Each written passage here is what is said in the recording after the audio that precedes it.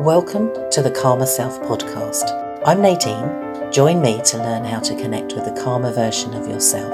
I'll share with you my tips and coping strategies for reducing feelings of stress, overwhelm and guilt so that you can live a productive life with ease and joy.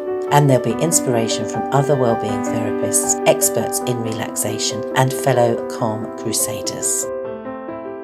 Well, hello everybody. Today I am so delighted to be talking to the lovely Sarah Stephenson, and we're going to find out about all the things that she does and how she helps people with all her wonderful work. So just as an introduction, I'd like to say things that Sarah does. Sarah trained at the Royal Northern College of Music as a classical pianist and has since worked professionally as a classical accompanist, opera repetiteur and vocal coach. She later studied the Estill voice training system based on research of the voice. As an Estill master trainer, she has worked as a group leader and masterclass pianist for 20 years on courses in the UK, Europe, Scandinavia and Africa. In 2012, Sarah qualified as a sound healing practitioner and is also a tutor for the College of Sound Healing. She runs the Sound Healing Practitioner training course with the voice for the college, as well as running sound workshops, sound meditations, and offering one-to-one treatments. Sarah combines her work as a vocal coach and sound healer. As a musician, she has always been aware of the healing powers of music. She is passionate about the voice and believes it is our greatest gift of healing, giving us the ability to bring ourselves into alignment with our true self. So welcome, Sarah. That is so beautiful. I got like little goosebumps actually reading that, because coming in line and being in tune is so important, isn't it? And you offer that to people, don't you? So welcome today. It's lovely to Thank you. Thank you. It's lovely to be here. Brilliant. So we talked there about all that you do, and obviously we're going to talk in detail about that, but I'd like to start with sound healing, because I was lucky enough to, I think a couple of times actually, been involved in group sessions that you've run for what I call the sound bath. That's so right, yeah. Some people won't know what that is and don't know what sound healing is, so perhaps if you can just maybe just give an idea of what a sound bath is and what you do and how it works and what it does for people, because it's a beautiful experience. Well, a sound bath is using different sound instruments, and I include my voice on that, because I include my voice in everything, because I think it's such a beautiful, powerful tool to use. And it could be using the Tibetan bowls, like behind me, shanty chimes, tuning forks. So basically using different resonances to help bring people into a state of balance. And you've experienced that. There's like a real calming, peaceful, bringing if they're stressed, a lot of people come to sound baths just like wanting to let go of the day, or to actually let go of some mental stress or emotional stress, and it kind of works from the outside in. Yeah, I do love that. Yeah, it so does, because you're right. When I've experienced it, one of the ones I remember especially was of an evening, and it was that wonderful just settling down, going, that's it, end of the day. And I think that bath idea for me is like it's washing over me, that wonderful sound cleansing, if you like, definitely, like you say, balancing. So, and also the sound is actually, we're absorbing the sound. So even though we stop hearing the sound is infinite with all the harmonics. Yes. All the harmonics of sound. And so our cells, every single cell of our body is absorbing the sound, which is amazing. So the after effects are longer lasting than just when you walk out the door of a sound bath or a treatment, whatever you're coming for. I mean, sound healing is very, I'm very happy to say, is making a resurgence. It is an ancient practice, an ancient healing practice, healing art, used in the ancient civilizations in Greece, in Egypt, in India. A lot of the tribal Native American tribes, for example, have used sound in some context that may be rhythmic. For example, some of the tribes use kind of drums and rhythm. Yes, yeah. I think that's something you've touched on there that's so important, isn't it? That all of these things were there for us, and like very tribal, very much with our ancestors. And we tend to, in our society, we've lost a lot of that, but it is coming back, isn't it? And we're appreciating now is the time, absolutely, and now is the time that we need it. Oh, we so do. It's so needed. And it's great. With the power of intention, Jonathan Goldman, who set up the American Sound Healing Association, sound plus intention equals healing. Yes. Yeah. So the intention is really, really important, because you've got the power of thought. You've got that connection with the heart. So heart sound. So we're coming from a very pure intent, coming from the heart, and offering our sound. I always think of you're gifting people your sound. Because you are, aren't you? You're giving that gift. And when you said about that heart sound, I mean, that really hit a note with me, because your heart is a beat, it is a rhythm, isn't it? We've got that sound going on within us anyway. And little babies, they connect with their mother's heart sound, don't they? And so I think that is so basic in us, isn't it? And such a need, maybe. It's innate. And I think sound and music, everybody relates to sound and music in some way. We do, don't we? We're surrounded by it. In nature, we both love nature, and spend time out in nature to help us, bring us back to a more peaceful state of being. And we're surrounded by sounds. I moved about a year ago, and the first thing I do is walk out of my back door in my kitchen. It's south facing, so if it's a sunny day, the sun is shining, the sun's coming up, and there's bird song. I was thinking of that when you were saying that. The birds give us that gift every single day, don't they? It's just beautiful. And again, it's that rhythm, it's that connection, it's communication, isn't it? So I really feel that, yes, it's there, a gentle breeze, and you hear things, leaves, anything. There are sounds everywhere if we tune in, isn't there? Tuning in is the key. And as conscious I say, listening. I love that. Yeah, conscious listening. But like you say, with your gift of your sound bath, you're giving that to people when they might not be getting it in the natural world, because we've got to tune in, haven't we? But you're actually in a session, then you're able to give all of those wonderful sounds and the benefits of them to people, which I think is so beautiful, isn't it? So because there's so many people live in built-up areas and cities where, yes, there's green spaces, but it's not on the doorstep. And they've also got to deal with a cacophony of sound.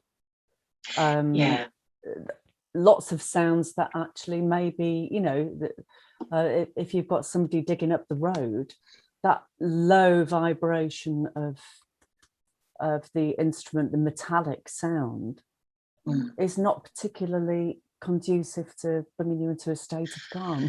I think that's the thing as well, isn't it? The effect that sound has on us, good and bad, to recognize that and to go, there are certain sounds that just jar everything in you, don't they? And then to know that there is an alternative, there are sounds that soothe and heal and settle.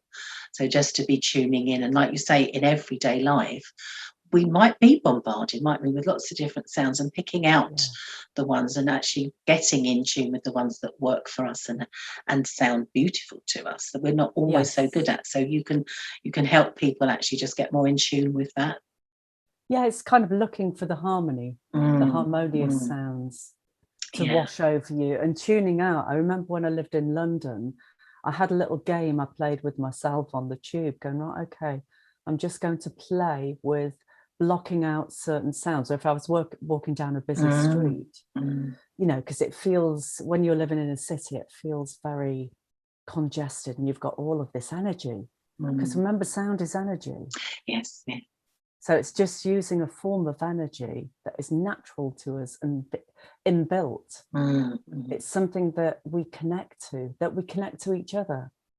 Yes, it is a big connection, isn't it, to each other? But I think that's really interesting, actually, because we can all try it, just taking note of somewhere where you are, maybe when you're feeling a little bit frazzled, as a lot of us do, just actually going, right, what do I notice? Because I do a lot with my meditation, tuning into the breath, tuning into the body, notice, feel.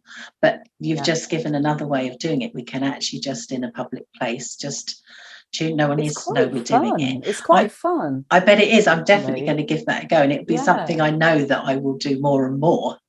So that's exactly, and it's kind of bringing your focus, on something that you want to focus on. Yeah, which is quite empowering. And that can be including our hearing. So this is when we're talking about conscious listening. Actually, really being conscious of our surroundings and how they make us feel, how it impacts on us. Physically, mentally, emotionally.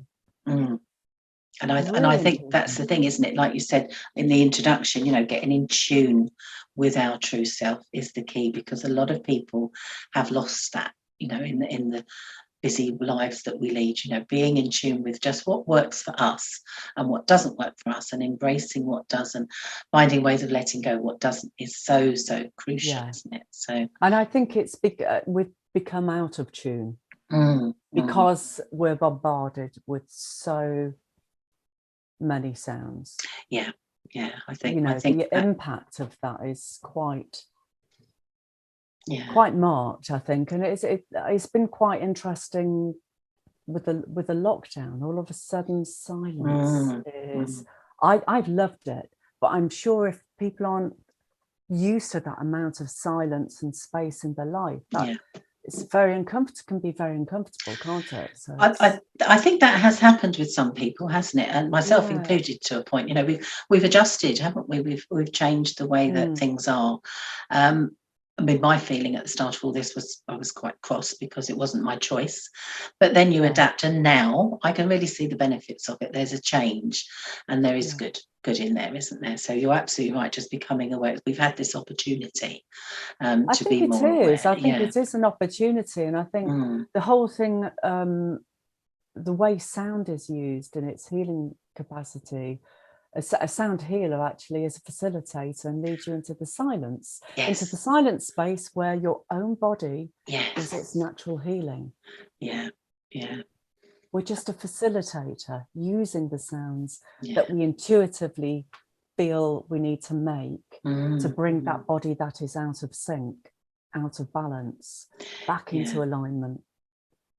Yeah, because it is right. And it's so interesting what you just said there about that silence is a sound. Because actually, and some people are quite scared of silence, they don't want that silence. I used to be a bit like that, always had something going on, some noise to distract me. Same here. Because I wasn't wanting to go inside. I didn't really want that at the time. So yes, that's really interesting. So being comfortable with silence, again, is a skill, isn't it? It's something. Silence is golden. Yes, let's talk about that.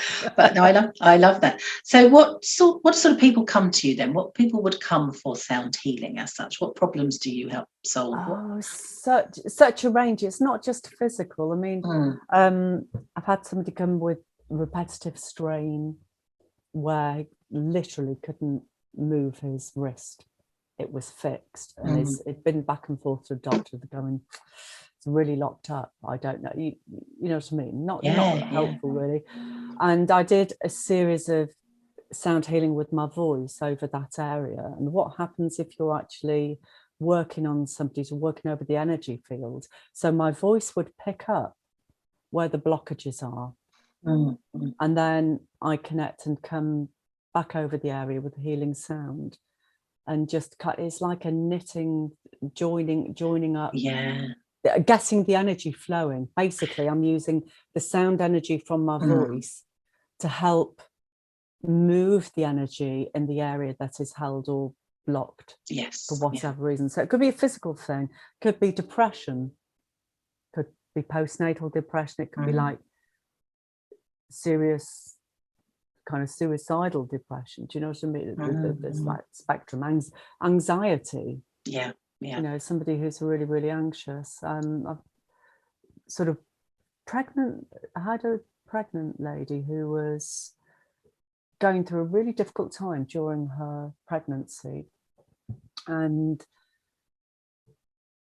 she needed support. So it's kind of emotional more than anything. And music and sound is really great for kind of releasing and connecting with emotions. Isn't it? So much. And it was almost like I was giving the baby a sound bath, because it was all this movement. It was magical, absolutely magical, because the stress and tensions that she was carrying for, you know, what she was going through in her life were actually being transferred to the baby, and the baby was really still. And then all of a sudden the baby was dancing with all this sound going, that's the thing, isn't it? It's the joy that it brings as well, isn't it? And I think you're so right, because we naturally do, you know, mothers and babies, you know, mothers will sing to their babies to soothe them, you know, communities will sing to help, and different periods in life, what's going on, you know, there's singing, isn't there? There's what we do. So I think you're absolutely right there on that soothing quality that we have. And as you said there about that energy, moving energy, you know, we sometimes in pain, you know, physical pain and emotional pain, we're holding tight, aren't we? We're stuck. So having an ability to be able to, like you say, shift that energy and move it. I mean, I use it in my therapy sometimes with EFT, emotional freedom technique, tapping, you know, that it's a flow of energy, and the Reiki that I do with people, you know, that moves things. And it's wonderful just to be able to go, this is something that we can just get that flow back. Because that eases, doesn't it? That soothes and softens, doesn't it? So that's it doesn't really matter what it's about, where it's come from, but it lands in the physical. The physical's the last place for it to land on. Yes. So it may be mental anxiety, it may be an emotional anxiety, it may be an aspect of your spiritual journey. So this is what I mean, we're coming from the outside in, working. So not physically going in and investigating the physical side. I'm just using energy and connecting with my heart space to get that flow again within the body. Lead that person into the natural space of, to the space and silence where the body can assimilate all of the changes and start the natural healing process. It's kind of activates the parasympathetic system as well, because our nervous systems are in overdrive at the moment. Oh, totally.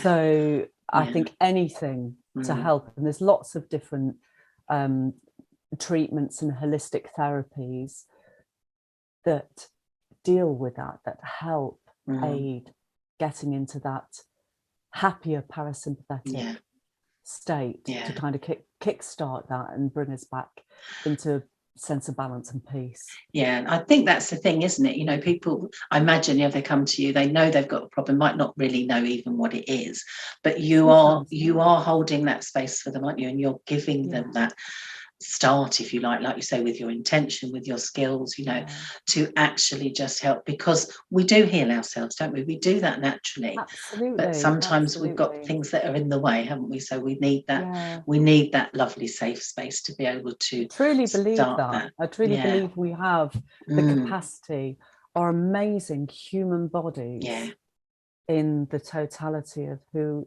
we are as human beings, have the capacity to heal ourselves. Yes, we do. We just need some help sometimes, don't we? Some soothing balm, that kind of thing. Definitely. I love that. Now, you've talked a little bit about using your voice, and you bring that into your therapy, and which is beautiful. And I've heard that, and it really touches the emotions when your voice comes in as well as the instruments that you use. But I know you're big on encouraging people to use their own voice as well. Again, that's really empowering, isn't it, to release through vocalizing and you know, making sound, any sound. So can you explain a little bit more about that and how that really works and how that helps people? Absolutely. It's the voice absolutely fascinates me, and it's quite interesting because I come from a very classical background, as you said, in my training, and then learnt about the voice later. So I was kind of a classical pianist by trade many years ago, and then started investigating the voice, but from a scientific perspective. So I have this wonderful underpinning of understanding of the voice and its natural function. So its natural function, when it is afraid, when it is scared, when it is feeling tired, when it is feeling emotional, closes off and protects itself. It's like a protective valve. And we feel that if we're upset, we'll feel that kind of closure. At its worst, you don't want to speak. You certainly don't want to sing. So I think the voice is really, really empowering, but I kind of try and separate the singing from the toned voice. So when I'm using the voice, I'm encouraging people to use the voice in sound healing context. Just using sounds, just simple sounds. We've made sounds from birth, from being a baby. We, before life came in and all our life lessons and, sort of stopped us making those sounds. And so I give people certain tools that they can use, whether it's chanting just on simple vowel or using a vowel toning to clear the chakra system to kind of just move the energy and connect the energy and align the energy in your body if you're slightly out of sync in a particular area of your life. It shows up through the voice. And if you're just using your voice with a simple tone, the hum even, you'll feel, as you're doing that, you may kind of feel that the sound stops or it changes or it quivers. And that is telling you something. When you're working through a particular area, it's telling you, as it does if I'm doing a one-to-one treatment, that there's a certain blockage, is an unhappy area that just needs a little bit more flow. And sort of chanting, going back to intention and sound, the healing powers of intention.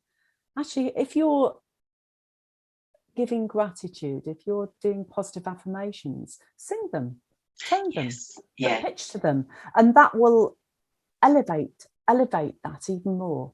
The impact will be even greater. So I think it can reflect back to us a voice of how we're feeling, and we may not have even thought about it, have known. So it's sort of being the observer. I always say, be the observer. And don't judge. Try not to judge your sound and your voice. We're so critical of it, aren't we?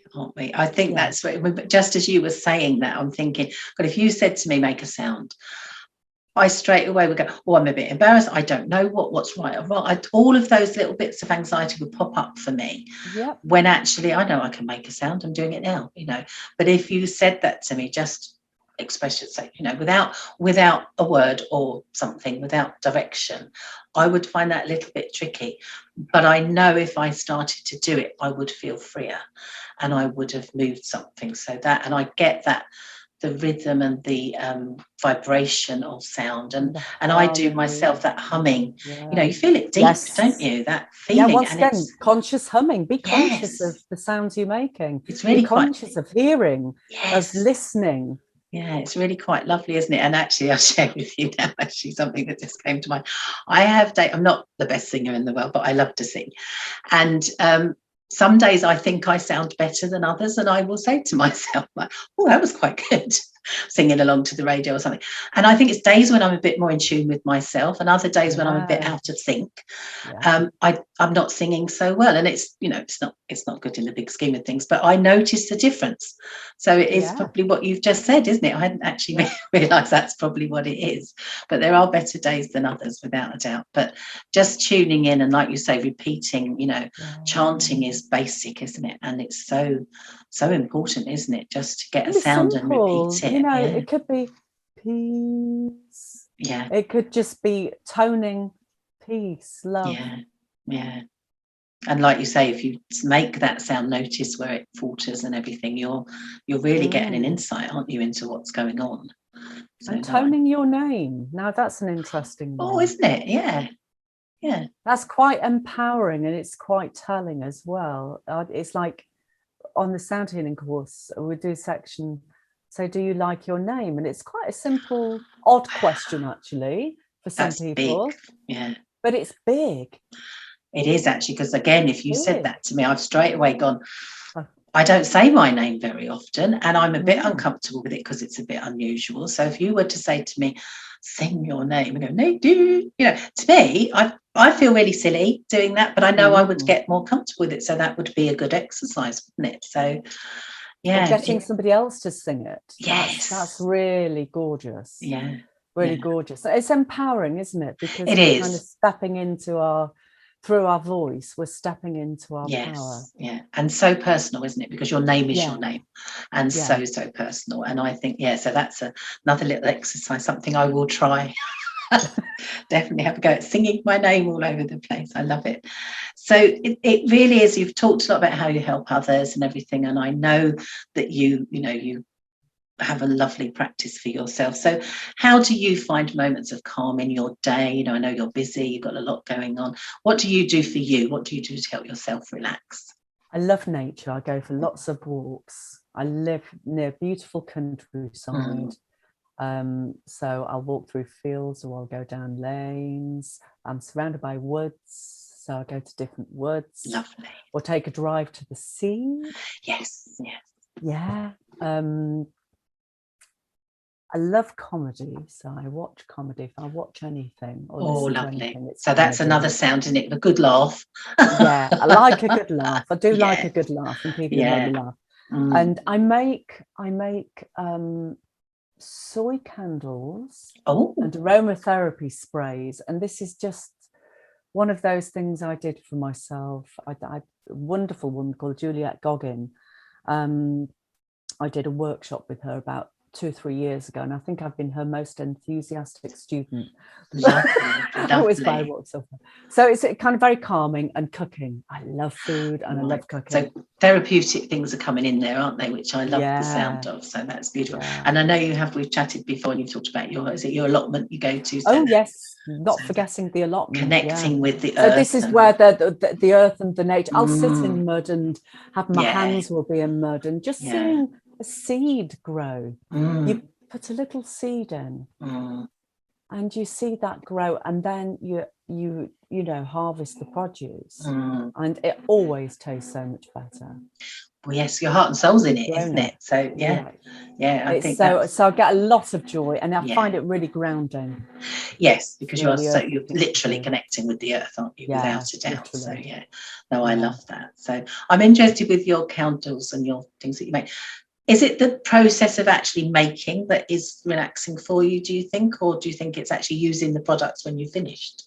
Or is it a bit of both? Both, actually. Yeah, it's like I do zone out. I think anything that helps me zone out and just be in this wonderful space. And I love smells as well. Yes. Beautiful smells. I love flowers and I love aromatherapy oils. And it's just having, my perfect retreat would include beautiful smells, beautiful sound of beautiful food. Can't go wrong there. Can't go wrong. But you're right, and it's coming back to what you said at the start, isn't it? Tuning into you, using your senses, and just noticing what's around us. Because so many times we don't, do we? We don't notice lovely smells, and we don't take the time with our food. And so I think, you've really, really got it all there, haven't you? Really, beautiful. A bit of everything. Yeah, and again, that's that balance, isn't it? Getting that balance of a bit of everything, because that's what life is all about. So sounds like you've got it well sorted out, which is beautiful to hear. So I know everyone will be really, really interested in what you've talked about and want to find out more. So how can people get in touch with you? How can they find out more about you? At Seraphina Sound, which is spelled SERAPHINA Sound, SOUND. So the Seraphina Sound website, I have a Facebook page and Instagram page, Seraphina Sound as well. Or Sarah at Seraphina Sound if you want to drop me a mail. There you go. That is lovely. So people can find you, because I'm sure they will want to. And I've loved chatting to you, and I could probably talk to you all day. But I like to sort of come to an end with just asking you to share some words of wisdom with everyone. Obviously, the whole of what you've been sharing is wisdom. But if you could sum up a little saying or one word that you could share with everyone they could take with them.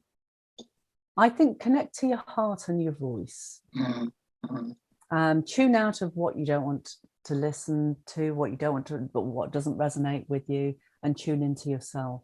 Yeah. Yeah, I'm just writing that down because I will remember that. Yeah, lovely. I love it.